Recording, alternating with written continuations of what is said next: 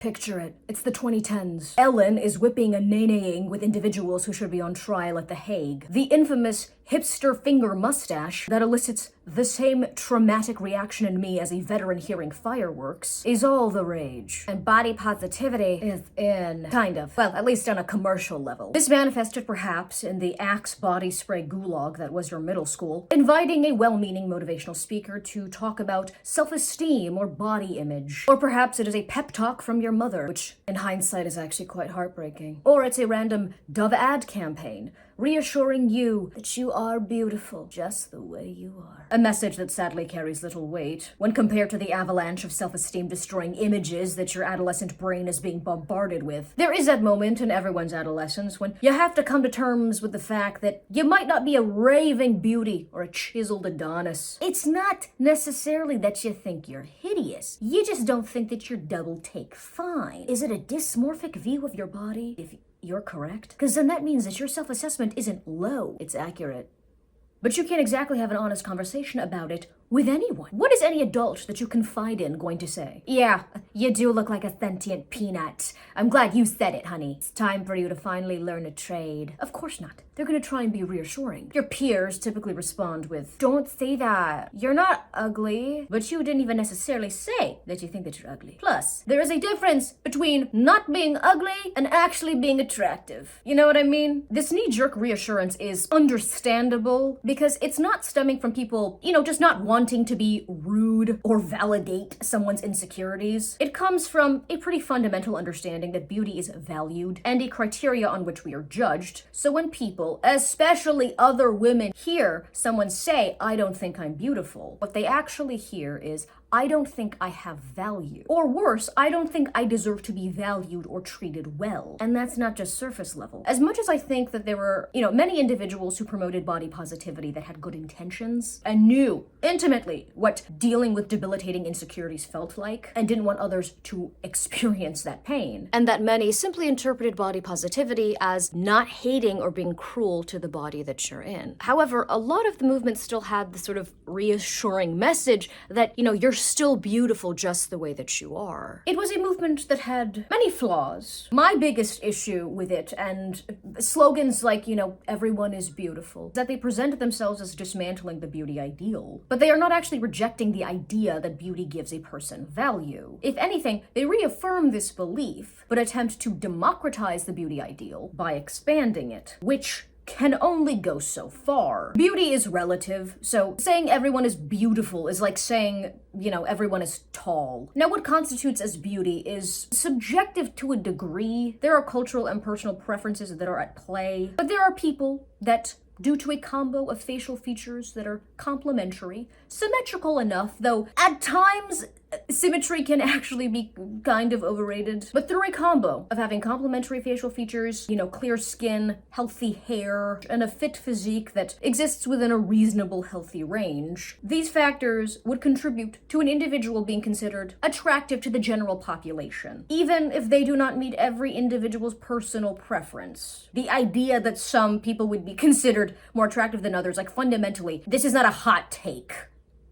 Body positivity did have its roots in earlier, more radical fat liberation movements. With the first official fat rights organization, the National Association to Aid Fat Americans, known today as the National Association to Advance Fat Acceptance, or NAFA, being created in 1969 by a guy named Bill Fabry, who was actually just upset at how he saw his wife Joyce, who was fat, being treated by the world. By the 1970s, you had much more overtly political activist groups, like the Fat Underground, that mostly rallied against diet culture, but would then veer into much more contentious rhetoric, like doctors are the enemy, and weight loss is gender.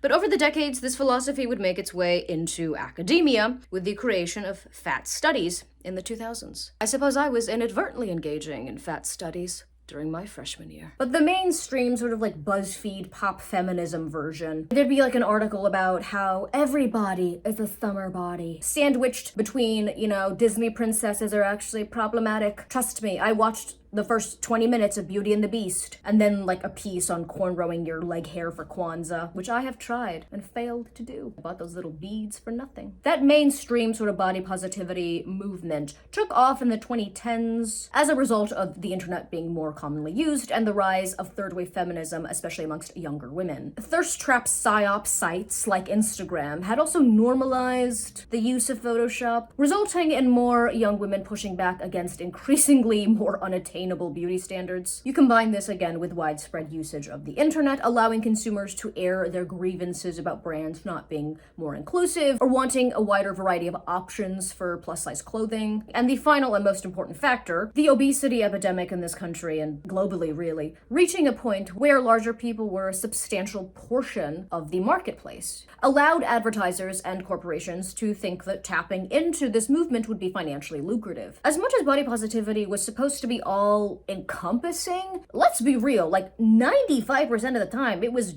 just about weight. Some paraplegics got Spartan kicked out of the way. Sorry, disabled and little people. That was very Donald Trump coded. Sorry, disabled little people. No Maybelline ad campaign for you. And I can say that because I love little people. I know many little people. Little Wayne, he's a little and a black. He's actually not even really that little. Medium Wayne, that's what I call him.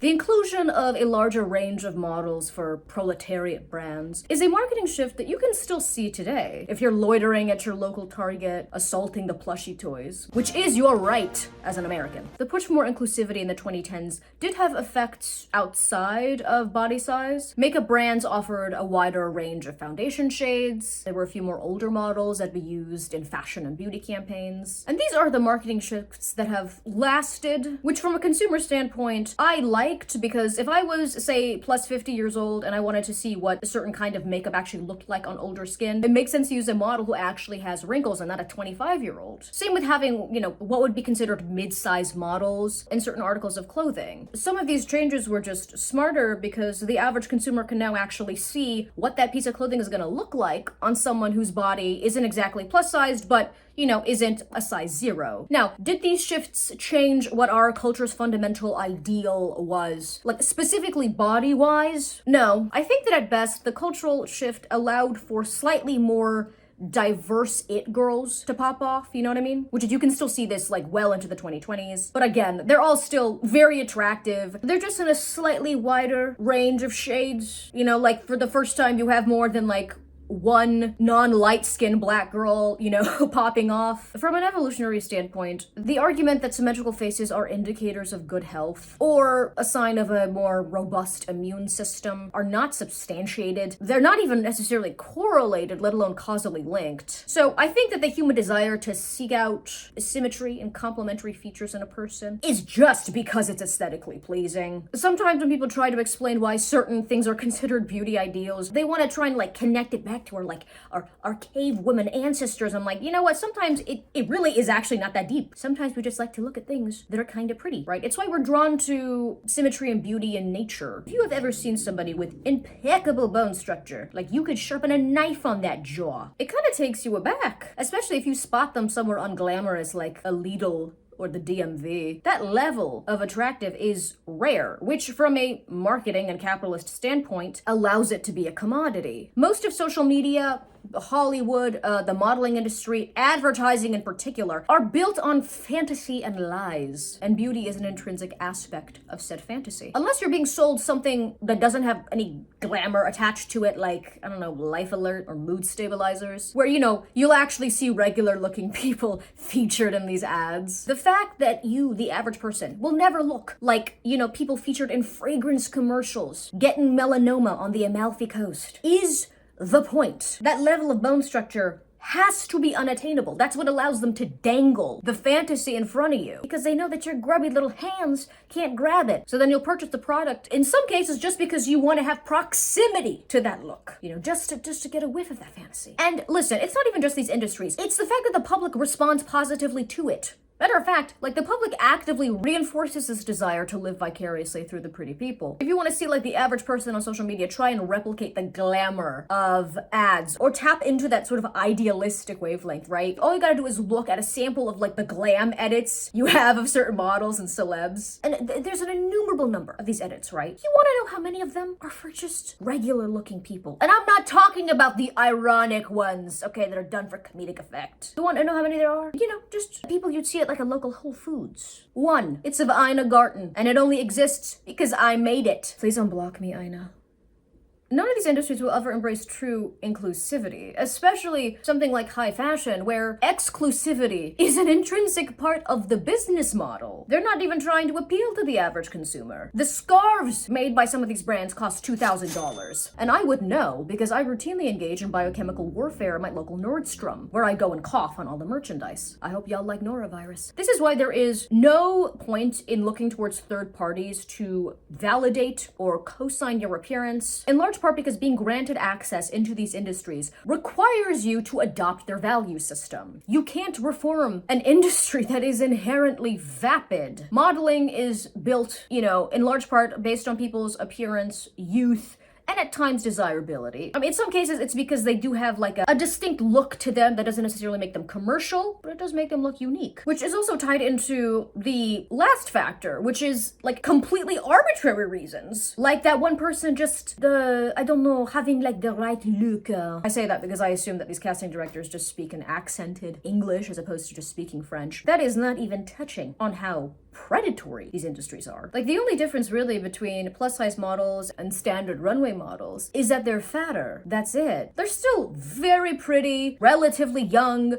tall. Like, they might be plus size, but they still have like a, you know, kind of like an hourglass silhouette. Like, there's a specific flavor of that. Again, they're still abiding by pretty much every other rule of the industry. This is what I mean when I say that they expand the guidelines, but just by like a little bit. These brands, even when trying to represent larger women, are still picking broads that look like a mix between Cindy Crawford and Ava Mendes. So you can be a size 16, but you can never be a plain Jane. Nah, that's reserved for Monjuro ads. So when it comes to your facial features or height, neither of which you can control, well, there's not really going to be much inclusion for you there. Again, there can never be true inclusion in any industry that sells fantasies, and especially that views bodies as commodities, because everybody wants a taste of that fantasy. Even the plus size women, when being represented, they still want to look at a woman who's gorgeous. Do you see what I mean? Usually, and this is kind of across the board, this isn't just weight related. Oftentimes, they want an idealized version of themselves reflected in the media. The two biggest points of contention within this movement were, first, weight being compared to other forms of discrimination, and second, what I like to call the exhausting health debate. So first, there was always an activist component to the movement, and in typical intersectional fashion would tie the fat liberation movement to civil rights movements, arguing that an embracing of fatness was necessary in order to shatter the capitalist hegemonic ideal of beauty. So some of these activists were not framing being fat as being interchangeable with being, you know, black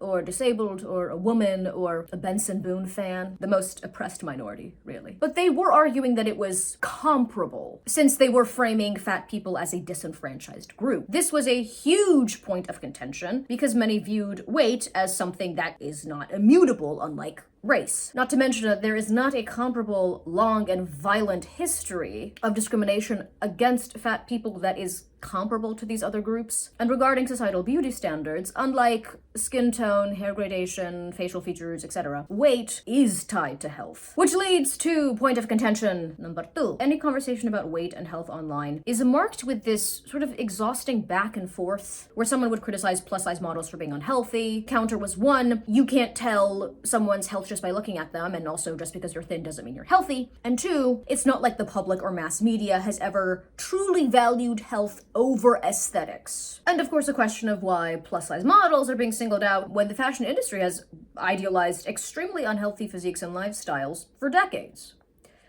Now, I am in agreement that the industry is guilty of this. However, I will say that there has always been pushback against the, heroin chic ideal of the 90s and the early 2000s, especially when you consider the past few months and the resurgence of, some figures in Hollywood going on to the extreme end of the spectrum. That Hollywood resurgence was met with almost unanimous either negativity or concern or confusion from the general population. So I wouldn't agree with the idea that the public only, is concerned about the health of models when, Cosmo was running those this is what healthy looks like covers. However, it's not exactly a hot take that Hollywood, the modeling industry, and social media do prioritize you meeting a certain physical ideal, and whether you achieve it via chiseling away at your skeleton or getting neurotoxins pumped into your face, or substituting meals for nicotine, or using those Kardashian made in Vietnam appetite suppressant lollipops, was not exactly a concern of these industries. So much of what was labeled the health and wellness industry was an even bigger scam, selling 90-day crash diet and overexertion programs that'll have you tweaking out in your living room, but did not actually instill any long-term healthy habits in people, selling them up to fail while convincing them that the real reason they didn't get maximum security prison level shredded in 90 days is just because they didn't try hard enough. Fitness influencers merged the spandex and scammery of the old school fitness industry with the thirst trap nature of social media, where their pages look more like high-end human auctions than any space where you would get meaningful fitness advice. Isn't that the fantasy? To post enough double-cheeked up thirst trap photos online that you can get a consistent Gymshark sponsorship and finally fund that luxury condo in Miami just to get talked at by coked out Bitcoin bros until you feel like jumping off of a terrace. That's someone's reality right now. Dare I say that's the new American dream. F. Scott Fitzgerald was really born in the wrong generation. At times, these people would also have physiques that were altered via cosmetic surgery or Photoshop, or they were on a little bit of that juice, if you know what I mean. Allegedly,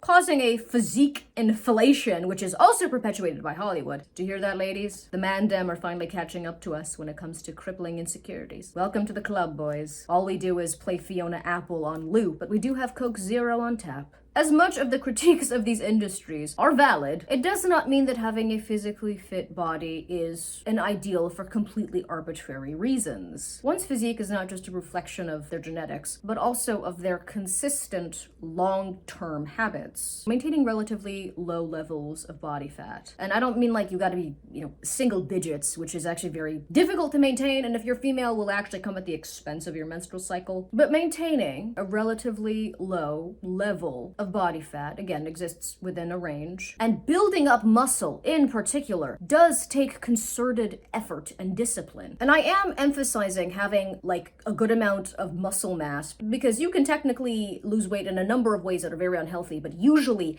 that comes at the expense of your muscle mass. Right? That's what happens when you are in such a severe deficit. You're stripping body fat on top of muscle. This is why individuals that fall on the extreme end of the very ultra thin ideal, the kinds that you see in certain runway models, very little muscle definition. Trust and believe, as someone who has been trying to build muscle the past few months, trying to get my nutrition on track, trying to get my protein in. I know everything is protein slop at this point, but I actually did need to eat more of it. Trying to cut out ultra-processed foods, being more consistent at the gym, where I am making unwavering eye contact with the elderly woman on the opposing Smith machine as I push myself to squat more than her. Because yes, it is a competition, and I'm finna win. All of that is quite difficult, especially if you have not built up those habits during your adolescence. Made even more impressive if you're doing all that without many resources and a family to take care of, going to school, having a full-time job and a commute, etc. And though one can achieve some of these results via unhealthy means, those cheats, like roids for example, are a booster, no doubt, but they're not gonna automatically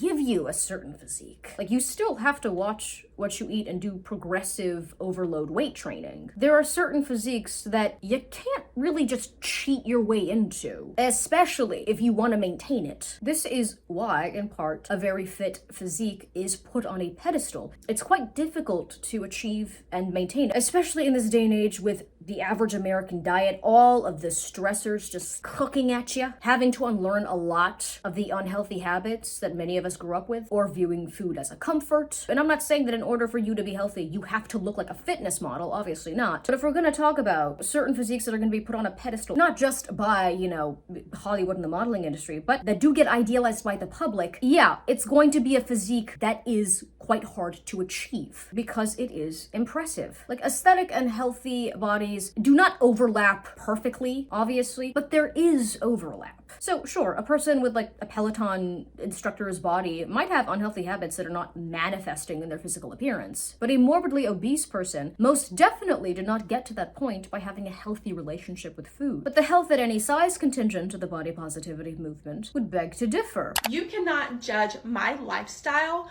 based on this body type, based on any body type, because there are bigger bodied individuals who live healthy lives, who are healthy and are active. Healthy people can be fat and unhealthy people can be skinny.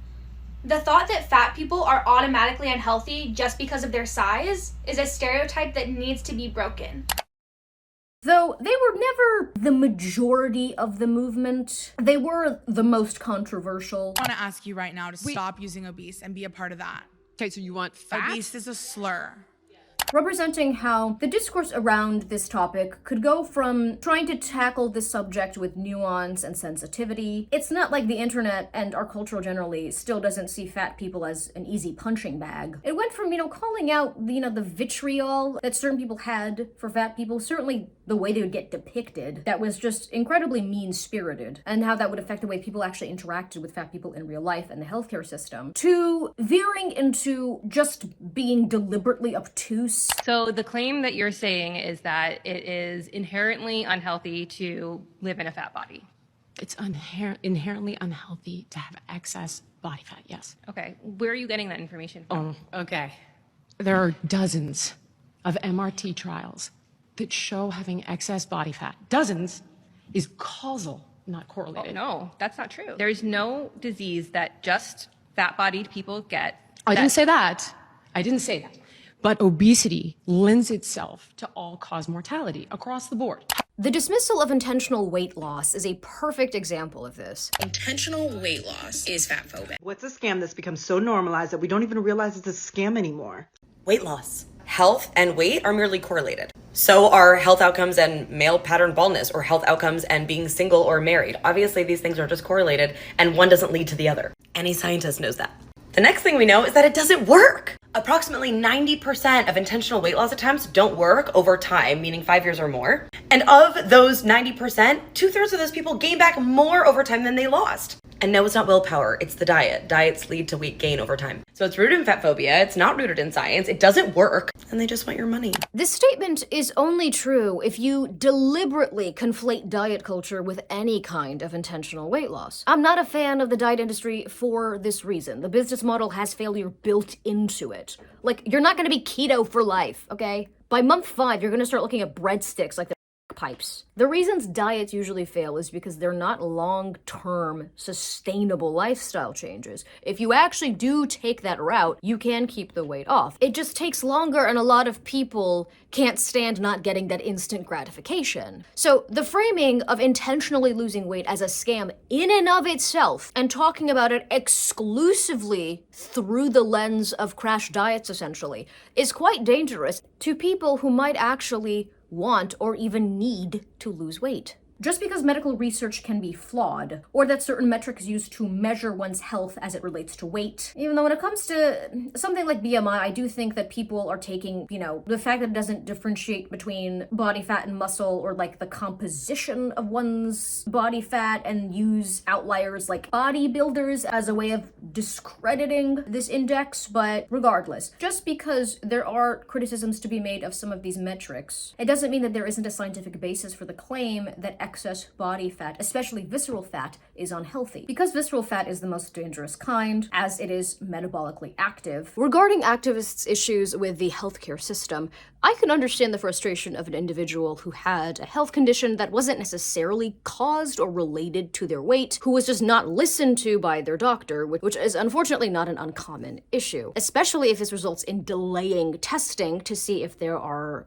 alternative reasons for the underlying problem. That being said, the reason weight is a basic factor that these doctors bring up, especially with fatter patients, is because a lot of chronic conditions can be exacerbated by excessive body fat, especially visceral fat. I'm not co-signing like the complete dismissal of a patient's concerns, but it's just that there are a lot of medical issues that are indirectly, if not directly, related to a person's diet and activity level, which of course is tied to their weight. For the sake of actually having a metric for what I would consider to be a relatively healthy body range, I'm going to employ the height to waist ratio of 0.4 to 0.49. Measuring abdominal fat is actually a better indicator for overall health risk as opposed to just weight or overall body fat percentage. Some of the retorts that were quite popular during the 2010s era of weight discourse, and especially in the health at any size community, was the classic, like, you can't tell someone's health just by looking at them. Which, like, technically speaking, yes, that is true, since we do not, upon meeting a stranger, have access to their comprehensive blood work and a detailed account of their food intake or activity levels, among other habits that impact health or appearance, like, whether or not they smoke cigarettes or vape. We do have to make assessments based on certain physical characteristics that are in part a reflection of a person's lifestyle. Body fat and musculature are some of those traits. It's not a perfect system by any means, but it's not as if there's zero basis to it. So thinking that a person who is carrying around an excessive amount of body fat, especially abdominal fat, is eating in excess of their basal metabolic rate plus activity level is not a baseless assumption. That's literally how people gain body fat. Like, can some people gain weight or especially bloat or retain water because, say, they've been put on a steroid to treat an ailment? Sure. You can also have a distended abdomen because, you just gave birth. Like, I'm not about to break into a maternity ward and point at these women and go, your abdomen looks like that because you're unhealthy, knowing that she can't donkey kick me because her stitches haven't healed. But the exceptions do not make the rule. The primary reason that people are overweight, especially on the more extreme end of the spectrum, is due primarily to their diet, but also having a sedentary lifestyle adds to it. But it is a combo of the two, which is why someone can be fairly active, right, but still overweight. How many times a week do you think I work out if I do work out? Or you can say you don't think I work out at all. I don't think you. Great. I don't think you work out. I have a personal trainer. I go to the gym 5 times a week. I can bench and lift and do all the fun things up to 200, 220 pounds. Just curious, when did you start? Like, when did you I've been working out my whole life. And sometimes I do it to lose weight. Sometimes I do it just to be strong. Obesity? You don't like the word obesity, you want fat? I'm just telling you, it's considered a slur now. I don't believe in, publicly shaming fat people as a means of, combating obesity, which literally does not work. Like, if you want to be a cyberbully, just say that. Like, don't act like you're doing a public service by harassing Walmart shoppers with a saxophone. Ultimately, what a fit person looks like does exist within a range and includes factors and signs of physical fitness that are not exclusively, weight and musculature. Again, they are connected, right? You don't have to look like a Victoria's Secret model or Michelangelo's David to be considered healthy. You can be older, not have a perfectly toned midsection, have loose skin, stretch marks, cellulite, etc., and still be very healthy. These individuals are not going to get featured on magazine covers because unless your version of health looks like something that someone would put up on their Pinterest board, yeah, a lot of these industries are not going to gas you up. This is why I don't advocate looking to a lot of third-party sources for inspo, in part because I don't like the concept of the human body being turned into a commodity is just, it's perverse to me. Health generally should not be a commodity. It should be something that is accessible to the average person. If you really want to have inspo, right, you need to set yourself as the ideal. Looking at inspo of people that are 9 inches taller than you, they're practically the Na'vi from Avatar. They have a really narrow rib cage and a face that looks like an IG filter. You can't train to get that. These attempts at inspiring yourself just lead people to snot crying in the mirror. This is why those aspirational crystal psychosis videos talking about, oh, I'm manifesting this look. What are y'all talking about? You're gonna manifest a different face and skeletal structure? Ma'am, that's voodoo. Having aesthetic goals in and of themselves are not bad. I do think that one needs to have a critical examination of why you want to achieve a certain physique. Because if there are deeper psychological issues that you're running away from and you think that having abs is gonna solve them, I'm gonna hold your hand when I tell you this. You're correct. Yeah, it will. I used to be depressed, but Now, all I have to do is flash my abs at the only local mall that I'm not banned from, and I feel spectacular. What if that was just the way that I ended the video? I'm not above doing that. All jokes aside, if you actually do have, crippling body issues, I'm not gonna pretend as if getting into shape, and I mean doing it, in a sustainable sort of way, hasn't improved a lot of people's self-esteem and mood. Because again, if you actually are eating cleaner, going out and touching grass, and not having your brain constantly fried by the internet, talking to myself, the benefits of getting healthier, are not just physical, but serious body issues are not going to magically dissipate the second that you hit, a goal measurement. So I don't believe in ringing the mental health alarm the second that someone says that they have aesthetic goals, as long as they are actually attainable and don't come at the expense of your sanity. One way of doing this is having aesthetic goals that you can't even reach unless you are actually living a healthier lifestyle. I literally cannot build up muscle unless I'm actually eating nutritious food and have adequate protein intake, because I'm not trying to get on that juice. Not yet. Plus, it helps to have those goals being motivated by something outside of aesthetics. One of the biggest reasons I started weight training was because of my fear of having mobility issues as I get older, because I'm trying to lap these heifers at the retirement village swimming pool. Because having developed, quads and glutes is all nice, but you know what really takes the cake is actually being able to walk up the stairs by yourself when you're 85. This is why the Pilates princess-esque individuals that are in a perpetual calorie deficit, that are terrified of looking bulky so they don't build up any of their skeletal muscles, are gonna be on track to early onset osteoporosis. So anyone watching this, please build up your muscles. I've said that I don't like third-party inspo, but there is one exception, okay? There is this channel that does a lot of interviews with older people that have started weight training, and oftentimes it's they weren't even doing all this since their 20s. They started post-menopausal, and they look fantastic, they have great mobility. You can just see in the way that they talk and move around. They have a vibrance to them that you